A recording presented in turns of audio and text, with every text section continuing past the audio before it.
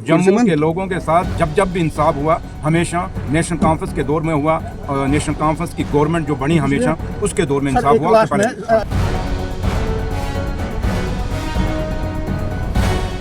जो आपने ये बिजनेस रूल बनाए हैं आपकी पार्टी के लोगों से मेरी बात हुई, वो कहते हैं कि हमने कैबिनेट से अप्रूव किया लेकिन बिजनेस रूल अभी तक एलजी की तरफ से अप्रूव क्यों नहीं हुआ। अब ये मेरे ख्याल उसमें एलजी साहब पढ़ रहे होंगे, सोच रहे होंगे क्या करना क्या है क्या नहीं। टाइम तो लगता है, अगर कोई रूल्स बनाओ उसमें टाइम तो लगता है। आप अच्छा यही होगा कि अगर एलजी साहब से पूछा, एलजी साहब को पूछा जाए तो ज़्यादा अच्छा रहेगा। और बिजनेस तो ज़रूरी है क्योंकि थोड़ा सा जो एक कन्फ्यूज़न एडमिनिस्ट्रेशन के बीच में और लोगों के बीच में है वो उसकी दूर हो जाएंगे। तो लिहाजा लगता है कि जल्दी ही बिजनेस रूल आ जाएगी। बिजनेस रूल्स में कहा जा रहा है कि सरकार ने जो है अपनी पावर्स वैसी रखी है, मतलब इलेक्टेड गवर्नमेंट ने जो स्टेट की सर यहाँ से देखिए सर, हमें गवर्नमेंट की बिजनेस रूल देते सर यहाँ से सामने।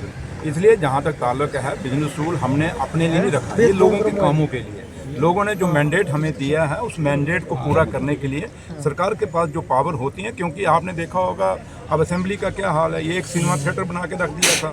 आज देखिए माइक की हालत क्या है, चलते ही नहीं है। तो इसलिए ये जम्मू कश्मीर का असेंबली है और यहाँ पे आपने और हमने देखा होगा भारतीय जनता पार्टी के ऑनरेबल एमएलए वो भी ये बात कहते हैं कि जो पावर्स हैं सरकार के पास, क्योंकि सरकार के पास पहले एमएलए के पास होंगी तो ऑटोमेटिक सरकार के पास होंगी। इसलिए पावर ये जरूरी नहीं कि हमें चाहिए, ये पूरी जो लोग भी जीत के आए हैं उनको पावर चाहिए, क्योंकि उनके पास एक मैंडेट है। लोगों का जो काम, जिस मैंडेट के लिए जो मैंडेट लोगों ने दिया है हम लोगों को, वो काम हमने पूरे करने हैं, वो वादे पूरे करने हैं। इसलिए उसके लिए बिजनेस रूल का सर बीजेपी ने डिस्क्रिमिनेशन की बात की परसों, अगर आपने देखा होगा उन्होंने पवन गुप्ता ने फिगर्स भी दिखाए, उन्होंने कहा कि जम्मू के साथ डिस्क्रिमिनेशन हो रहा है। देखिए जम्मू के साथ अगर डिस्क्रिमिनेशन की बात करते हैं तो जब पवन गुप्ता जी खुद मिनिस्टर थे और MOS फाइनेंस थे 2015 में, तो उनको पूछिए आपके दौर की लिस्टें निकाल के देखें। लेकिन जहाँ तक नेशनल कॉन्फ्रेंस का ताल्लुक है, नेशनल कॉन्फ्रेंस के कायद और लीडर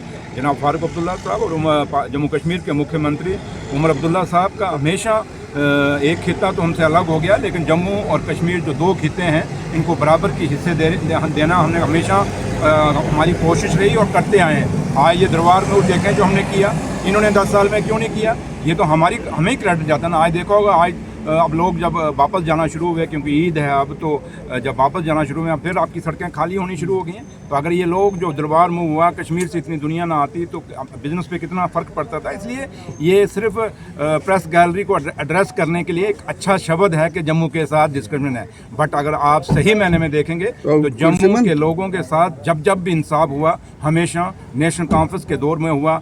नेशनल कॉन्फ्रेंस की गवर्नमेंट जो बनी हमेशा उसके दौर में इंसाफ हुआ।